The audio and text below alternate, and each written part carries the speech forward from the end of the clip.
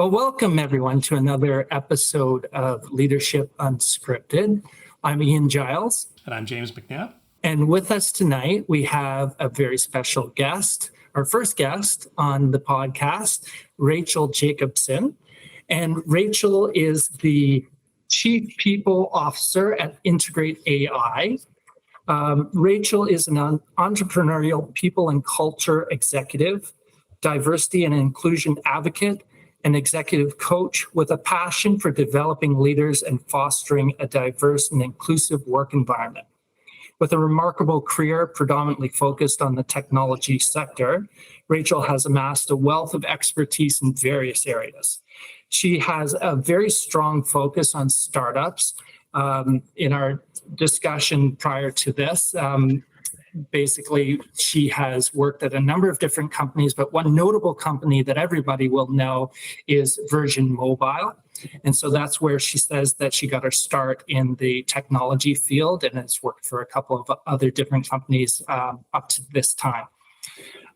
She is an expert at handling cross-cultural dynamics, and she is an expert at developing and executing enterprise-wide people and culture strategies.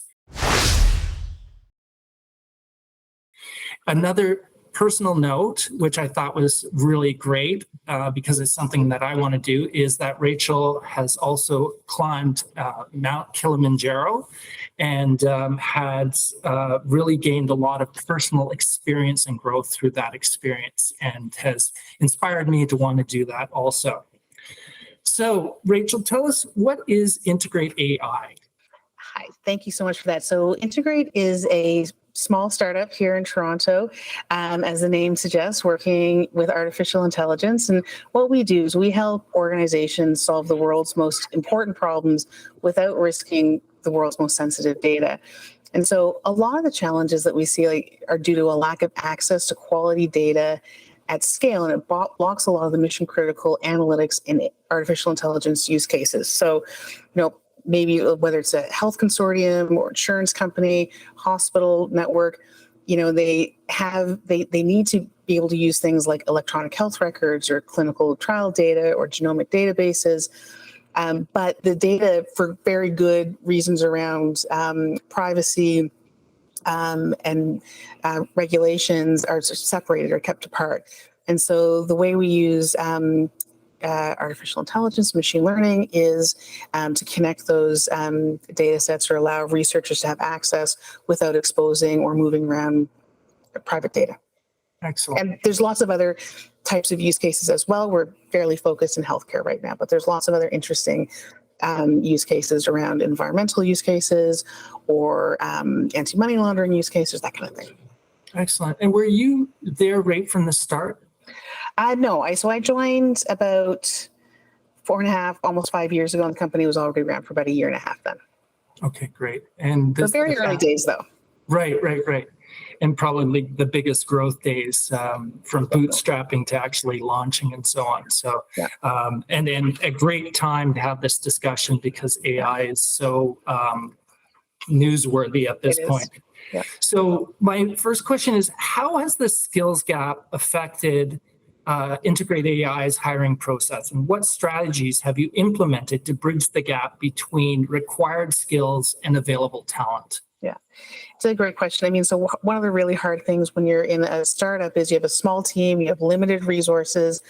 And so it's really hard to say, maybe in a larger company, you might say, well, you know what, we're going to hire somebody and we'll train them, or they'll be able to get a lot of on the job. And it's very hard to find the right balance of that. I think there is a lot of exciting things that you can do. You always sort of use the jungle gym analogy that people can come in and have a lot of different experiences. But when you're working in a technology startup, there is some very hard skills requirements and some very specific cutting edge, very new technologies. I would say, as much as we felt it and have definitely, I don't want to say struggled to hire, but I think like everybody else, we work hard to attract and retain the folks that we have. I think a big part for us is connecting to purpose. Because a lot of, the use cases that we work on, there's lots of great commercial ways to use our product. In addition to that, there's lots of ways that are really life-changing. And so we really focus on that connection between the work that we're doing, that we're all doing every day, and that we're all supporting, and how does that ladder up to understanding more about autism or understanding more about certain kinds of cancer? And so we spend a lot of time internally, not just sort of, again, for very small companies, kind of sounds funny that we're, 35, 40 people right now, but focusing on telling that story, making sure everybody internally understands, like, who are the customers that we're working with, what is their use case, who are they trying to help. And so we put a fair amount of effort into that. And it makes a huge difference. And we see a huge impact on engagement and retention around that. I'm really curious about this. I mean, this sounds very close to the Simon Sinek Find Your Why. I mean, there has to be a purpose behind why a company exists and what they're trying to achieve. And I love that you're focusing and connecting on that. I'm curious how you came to define what that is inside the organization. Yeah, that's interesting. We've really been on a journey with that. I think early on, our founder, always had the vision that, there was this incredible power in machine learning, and it had so many amazing things that could happen. And there were, early on, there was very much a focus, and there still is, on the sort of very commercial side of it, and not enough on like what were some of the more pro-social ways to think about it. And so I think that over time we've really, honed in on that and sort of kept that in our minds of like, it's not just about figuring out ways to make money using machine learning. There's sort of like, how do we do that in a way that's helpful? And that's gone through, early on, we sort of focused on what we considered impact goals around, closing the health and wealth and wellness gap for people, through machine learning. And then that really evolved into our current impact goal, was like changing 1 million lives. And so like, we feel like we could change 1 million lives in 1,000 days through our platform. That's a really unique way to frame that, because it is specific and measurable in all of those SMART goals ways that we like to have, but it is also aspirational and it actually has, as you mentioned, it's pro-social, but it's got a human value to it, which is quite important for a technology company. Yeah, thank you. Yeah, that's great. And I just have to ask this question just because it's so recent. With this new offer to tech employees in the U.S. to come to Canada, I think it's a B1 visa that now the government has said, look, come to Canada, we'll take you in and give you a new visa. You can work here. Even with your visa, you can come and work here. And so how has that affected you? I mean, there's been massive layoffs in Silicon Valley of top tech. And then, so has that impacted your company?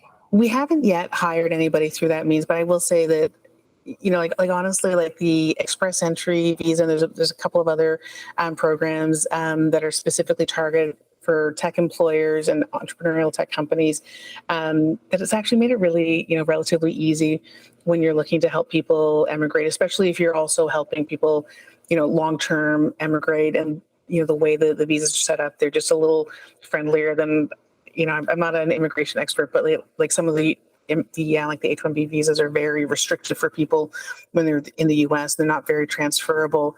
And so it's, we've often had a lot of good luck helping folks come to Canada, and we've, recruited far and wide.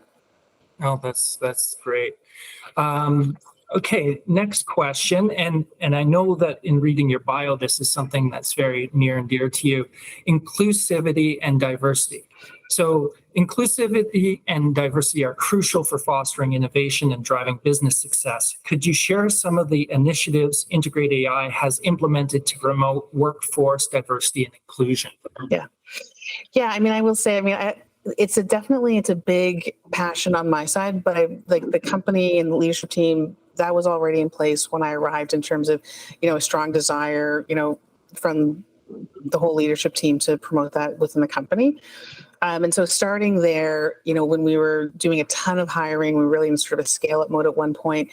This was a few years ago. We took the time to go through all of our recruiting processes, have, external folks sort of look at them and see like where are there potentials for bias, look at your recruiting processes, make sure you're sort of like looking around the corners and finding out where there's some hidden bias. And we created our recruiting process around that. And the whole way we bring people into the company. But through that time, we also looked at what are the other things around our benefits and the programs that we have in place. And this is again, early days, we'd been having the discussion around parental leave and were we too small and too early to offer, paid parental leave. But it was something that, on that analysis, we thought it's good for all parents. And so we created a parental leave program for all parents, all genders. We've seen like a lot of uptake on it, which has been really great. And then from there, we continue to do a lot of education internally and awareness building. And it's really kind of hitting that balance. It's a challenge when we're not doing a lot of hiring because people tend to think of diversity and inclusion efforts around hiring more people from different communities. And I think that's true. And we should looking at how you hire and the way you hire and the kinds of things that you sort of think of as whether it's an educational requirement or an experience requirement and really kind of getting into what do you really need to do this job and examining all of those things for hidden bias. But I think that the other thing is sort of creating a space that once people get to the company that they want to stay. So looking at your internal processes around performance reviews, making sure you have kind of the same kind of rigorous and unbiased performance review process and promotion process and salary increases and how our bonuses determined, all of that kind of stuff, which I know people are probably going to sleep now, hearing this, hearing me hammer on about this, but it's having that specific roadmap on here's how we do promotions and here's how we think about making sure we're not biased in them. And so it's just it's that kind of hygiene around, making sure that before we start every performance review process, we do more feedback training and more sort of call outs on the biases to be aware of, in addition to, doing specific training around, Black History Month or Women's History Month or Asian Heritage Month or those kinds of things throughout the year. So we're just generally building awareness and also honoring the employees who are in our team. And so I think it's part of both how we're bringing people in, but what are we building as a foundation and how are we treating people when they're here? Right. It does sound to me like a lot of that has to do with employee experience. And I've worked in places where they had that really pinned down nicely and you had a really good routine and a rhythm to it, and places where it was completely absent. And the difference to the employee experience is incredible. And people, especially people who are new to Canada, they don't want to be put in a position where they're not getting feedback, where they don't know what their job trajectory is going to be, where they don't know what to expect down the line. It leaves people feeling uncertain about the future. And if you can feel confident about where you're working, that makes a really big difference to everybody. And I think especially people who are new to Canada. Yeah, 100%. I had the most validating moment of my career. Actually, recently, one of our employees who's, I think that his role with the company is the first place he's worked in Canada. And we had done sort of our, annual anti-violence and anti-harassment, training that we do.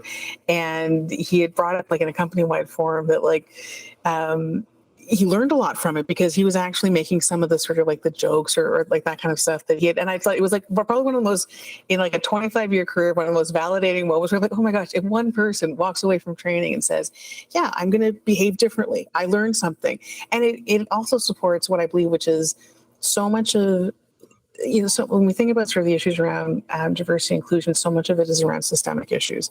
And, on an individual and human level, nobody shows up saying, I want to be a jerk to the people I work with. You know what I mean? It's sort of, so it is sort of about peeling that apart and understanding, the systems that we were all, raised in and how to change those systems. And so, but yeah, just sort of, I think just making it also an okay topic. And if we keep talking about it all the time and keep bringing it up and sort of making it a safe space for employees to speak truth to power, that just encourages more conversation, more discussion, and more openness. Excellent. I'm going to ask this question, but you may not be able to answer it, so Okay. don't feel any pressure. So I recently watched two movies. One was We Crashed with Adam Newman, Yes. and the other one was Super Pumped with the founder of Uber. Yeah. And both of those movies, the leaders were toxic for the organization. And you could see the impact of that and finally getting fired. So in terms of that culture and specifically what you're talking about with diversity and inclusion, it comes from the top down. And I know Steve Irvine and think the world of him. He worked at Meta, or it was Facebook at that time. But how can you give us any examples of just how personally he engages with people to give them that sense of inclusion? Yeah, I mean, I will say, he's very open and public and has been supportive, publicly, sort of giving his voice, whether it's sort of issues around gender equity. So he's been very public in that. And I think that, the small team, so we just sort of, everybody kind of knows when he's like, whether it's a blog post or speaking engagement. So people are pretty, versed on what his opinion is on it. He's just made it very clear from day one as part of onboarding that, diversity is our strength, and it lives through all of our values. So, yeah, I didn't want to put you on the spot. I just found it fascinating at how a leader can really screw things up, but then how important it is for them to be involved in, how that comes from the top down. Yeah. I mean, if they don't believe in it, then it's never going to work, right? And so it was one of the reasons why I joined the company, is that looking for a leadership team and a CEO that had a commitment to their values and to living their values. And, Steve definitely does, and has built a company that, lives into its values. Excellent. Another big hot topic, mental health. So mental health and well-being are essential considerations in the workplace.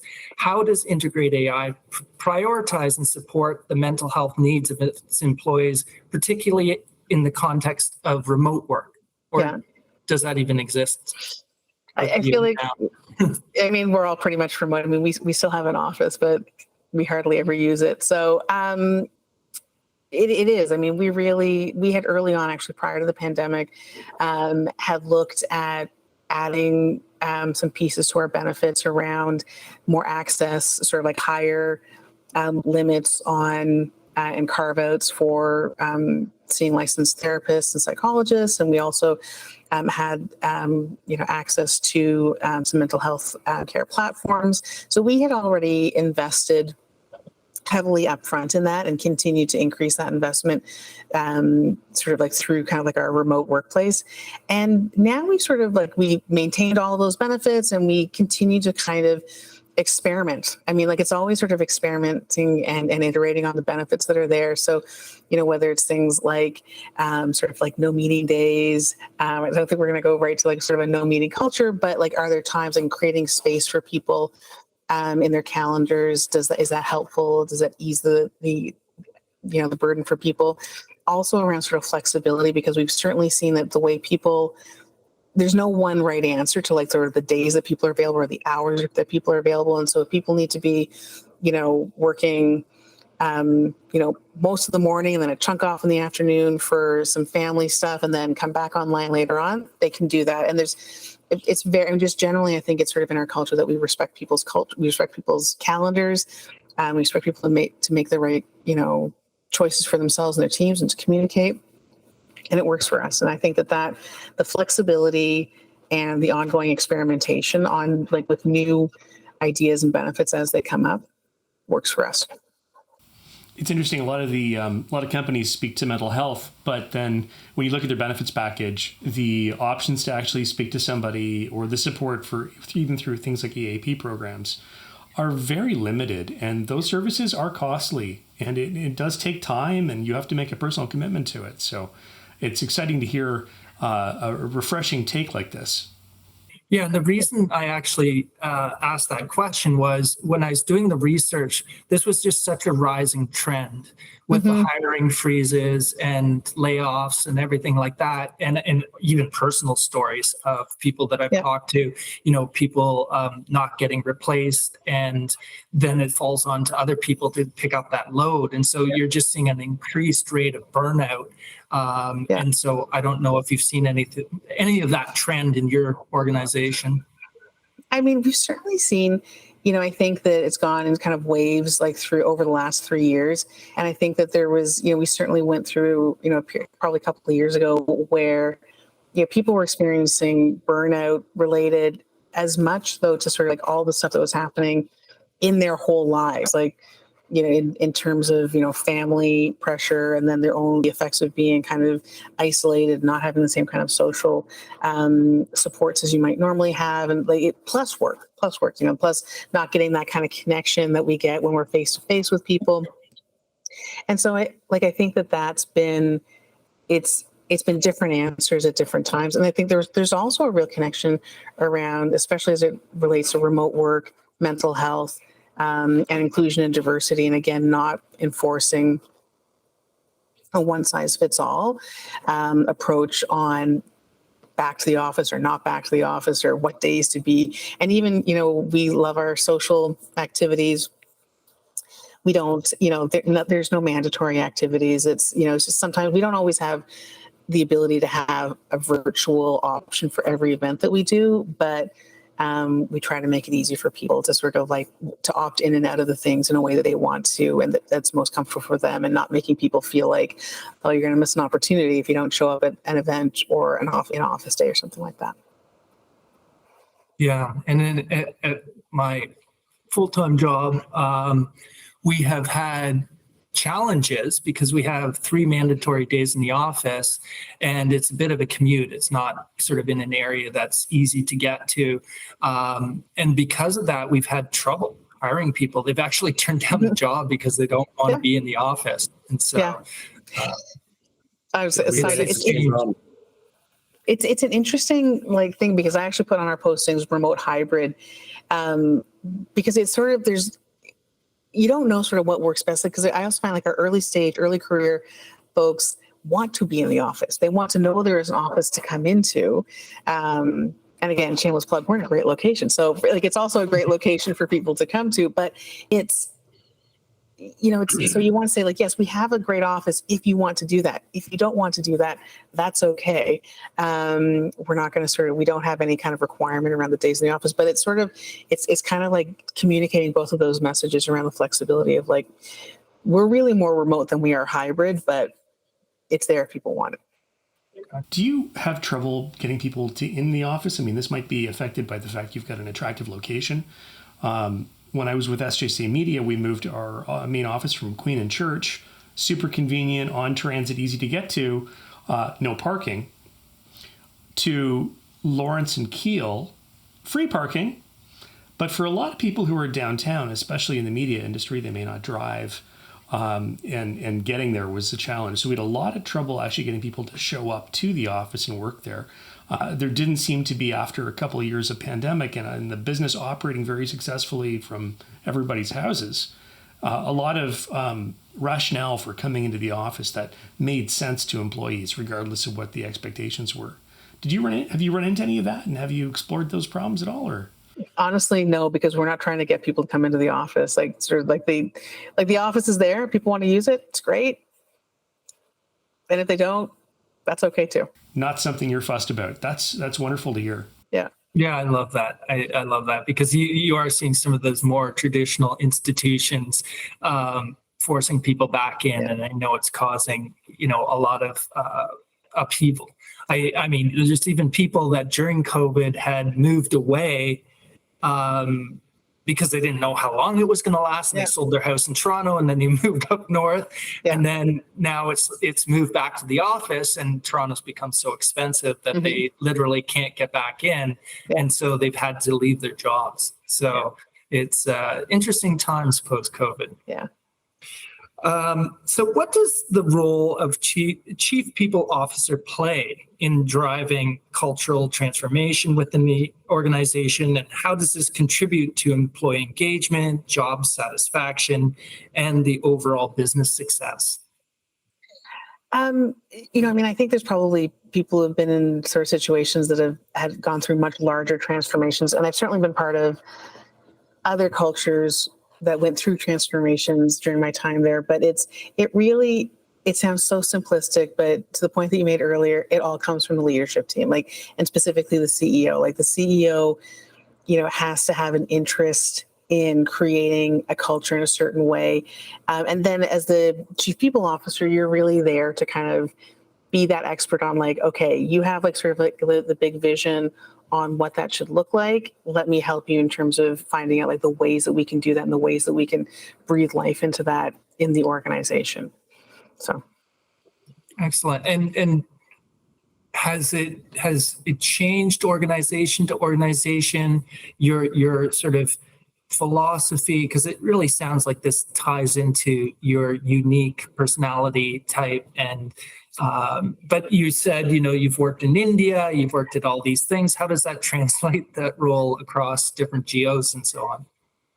you know what, I think it really is around values alignment. Like I think that sort of as a people and culture person, like you need to pick a company that is aligned to your values. And I think that there's all kinds of different, value sets, and some companies do a really good job of codifying them early on and exploring them, and some companies don't, but there's still values there. There's still a value set that an organization lives by. And I think what's important is to just, you have to, find the flavor that works the best for you. Because as a people and culture, like I find like it's all about like sort of that transparency and authenticity.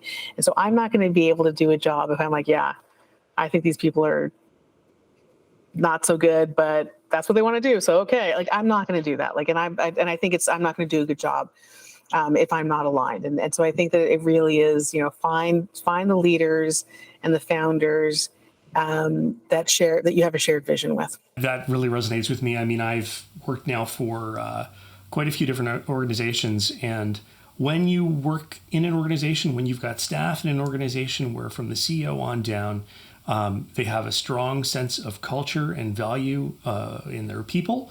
I've worked at so many different marketing agencies, and the first one I worked for, I was reporting into one of the partners as a young guy, and he said to me, most businesses have assets. When everybody leaves this office and the lights go off at the end of the day, there isn't an ounce of value left in the building. And so when you work for somebody who understands that, it's a big deal. And when you don't, it's a whole other ballgame. Yeah.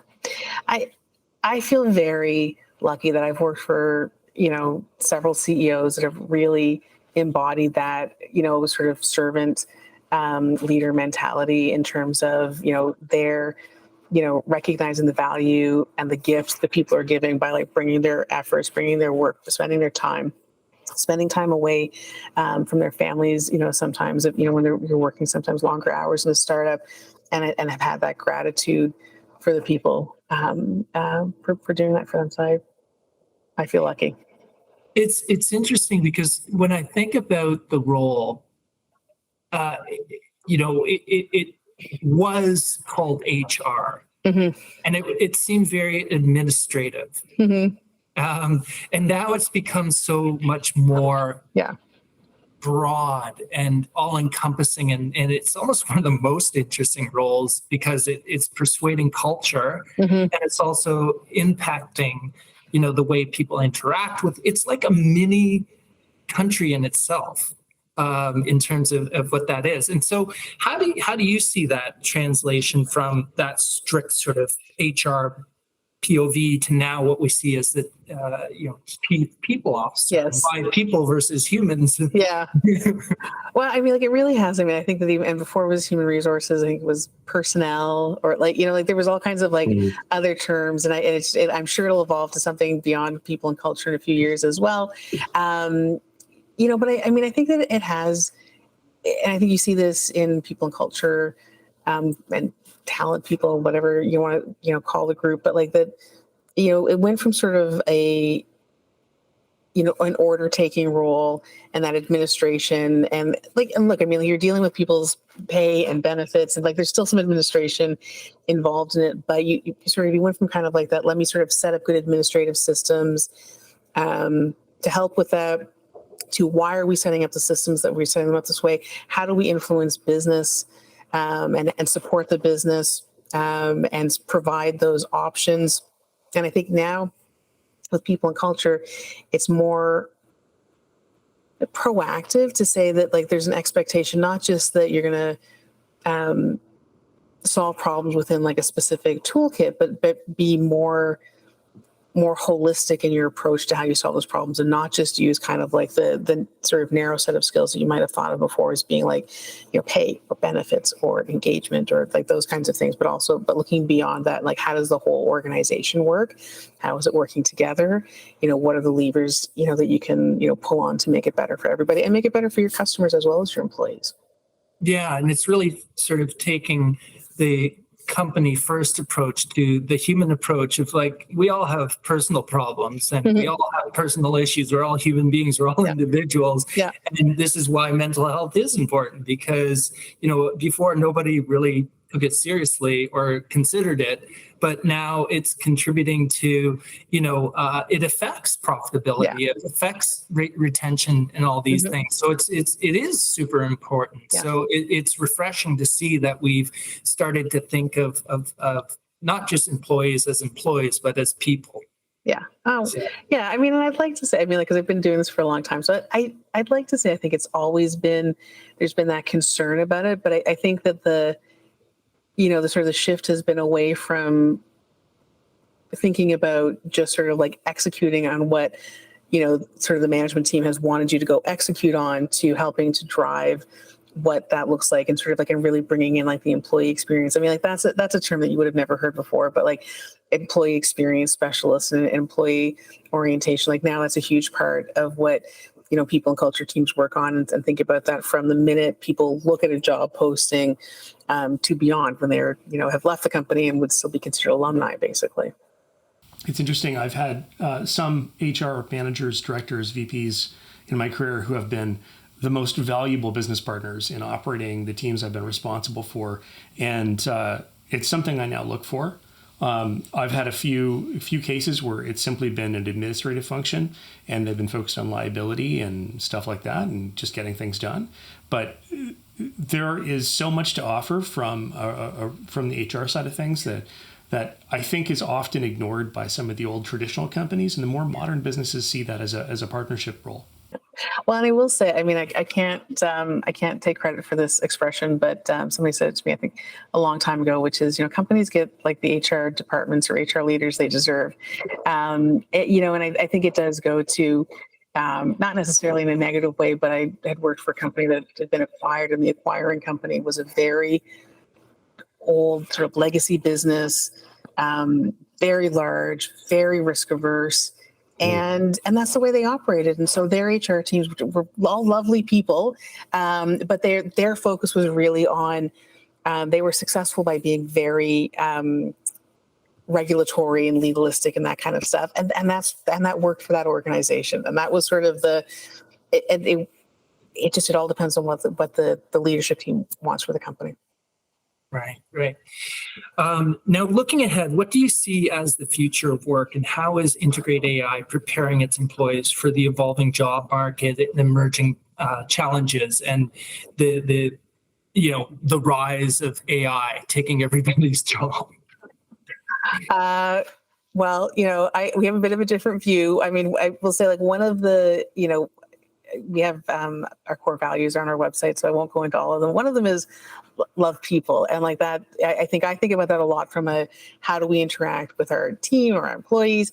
But that particular value, which was hit upon within like the first week of the company coming together, is really about loving all the people, and the sort of the products that we put out into the wild will be good to people and good for people. And so we believe pretty strongly that machine learning and artificial intelligence is going to be a net benefit to all us humans. So that said, I think that, we sort of look at it from, in terms of, we're still very early stage. So we look at sort of how do we prepare people? We prepare them by creating a good company that's going to continue to grow and be successful. And so we invest a lot at our stage in particularly around like leader training and manager training, because that's where we're going to get the most leverage for folks and sort of help everybody have a good experiences. If all the managers are good at also helping everybody do that. So we invest there, and sometimes in coaching, and generally, when you're a very small company, you can lean into that smallness in terms of individualized, coaching and mentoring, finding the right kinds of opportunities for people, either internally or externally, in terms of like finding, other mentors if the skill set doesn't exist within the company. So we take a very bespoke approach to helping people grow. And that's I always sort of feel like, lean into whatever stage you're at right now. And I think that when you get larger, you can think more about sort of more scalable programs. But I think generally sort of I would call our philosophy is like, we want people to be, we kind of want to make sure that like we've helped people grow in the time that we're working together. And so whether that's, when sometimes that means really leaning into feedback as well, and then giving people feedback that maybe they haven't had before, but making sure they have that opportunity to hear it and to grow and keep working. Do you ever have situations where you've got somebody who's progressed in their role, but they don't necessarily have a career path? I mean, you said you're about 40 people. So you run into this where I've always kind of looked at it as, well, you're going to graduate and go on and work somewhere else. That's what it comes down to, is your career's got to continue. Some organizations do a better job than others at that. But like, how do you handle that situation? I think because, again, like coming from a place of values and feedback and transparency, we try to just keep having really open conversations with people and making it safe. Like we went through a big sort of push some time ago where first of all, we do regular career development plans with people. But the other thing is making it okay to sort of ask those questions, and sort of that distinction between, like, sometimes I think as managers, we get really focused on, we've got a thing and we really need you to do that thing. Are you okay with doing that thing? And the person who's a good person will be like, yeah, okay, like I can do that thing. I understand. But like they don't really want, like it's not on their path. It's not the thing they really want to do. And then sometime later they come to you and they say, I get why you need me to do that thing. I don't want to do that thing anymore though, so I'm going to go. And, we kind of approach it from a no surprises perspective, and like sort of have the open conversations so that people feel okay having those career development opportunities, because, we want people to know it's a small company. Like there may not be like the next step for everybody at every particular stage. We think we think that, there are incredible opportunities in startups. And I mean, that's certainly been my experience around sort of the kind of growth you can experience in small organizations, and, encourage people to have a more lateral view of those opportunities. But, also have those conversations with your manager and make it safe and okay to have those conversations, so that, because your manager might help you and they might, say, okay, I don't know if we can do the thing, but I know people like out in the industry, either that you can talk to or that you can mentor with or that kind of thing. So we mainly focus on helping managers have those conversations around, and, and like, honestly, like there's a business reason too. It sucks when you get surprised because somebody's just resigned on you. So keeping those conversations open, making sure you understand what it is that people want to do, by having kind of regular career check-ins and career path conversations. Because like the other thing that happens sometimes is somebody will come to you and resign and say, I really wanted to do this thing. And you're like, what? We're just about to kick off a project like that. Like if I knew you had wanted to do that, we could have done that. And so I think that's the importance of those two-way conversations. And it's so easy when you don't take that time, but you're in one-on-ones and you're doing a check-in and you're talking about like sort of like a bunch of tasks. So taking that time to have that career check-in with some regularly, like ideally once a quarter, but it really does make it much more mutually beneficial between the employer and the employee when you can have that open conversation and be honest with each other. One last question. I have 2 teenagers. Okay. And one of them is just graduated from high school. And of course, as a parent, you're wondering, what advice to give your kids in terms of building a career and how to think about work over the next decade and the rest of their lives. But what advice would you give to teenagers or recent graduates, and how to look at work and how it's changing and how to prepare yourself for it? I think that my path is sort of unusual. I mean, my undergraduate degree is in philosophy, which mostly people laughed at. Me too. Me too. It's all a bunch of philosophers here. Okay, so, and I think that is sort of like that sort of analytical grounding and sort of curiosity is the thing that has worked for me. And I think that when I see people who are like get very narrowly focused on things, it's be open, be curious, and take advantage of the opportunities that come your way. Like don't sort of get so narrow in your thinking that you're not open to the different opportunities that come your way. So I think stay curious, be open. I think like when I look at sort of our own company, and we have, so many like smart people, like PhDs, machine learning scientists, like incredibly smart people. And so many of them have so many different interests and have had different educational backgrounds before they got to where they were now today. So, I think that's sort of the big message is like, stay curious and think about all the different opportunities that come your way. Don't say no automatically. This has been a great conversation. I have been just so thoroughly enjoyed the answers and the discussion. I want to thank you so much for joining our show. I know the audience is going to love this. Just in terms of learning more about Integrate.ai, what's the website that they could go to learn more? It is Integrate.ai. Perfect. There you go. Easy to remember. Yeah. Excellent. Well, thank you very much. And we will see you next episode, audience. Okay. Take care. Thank you. Thanks, Rachel. Bye.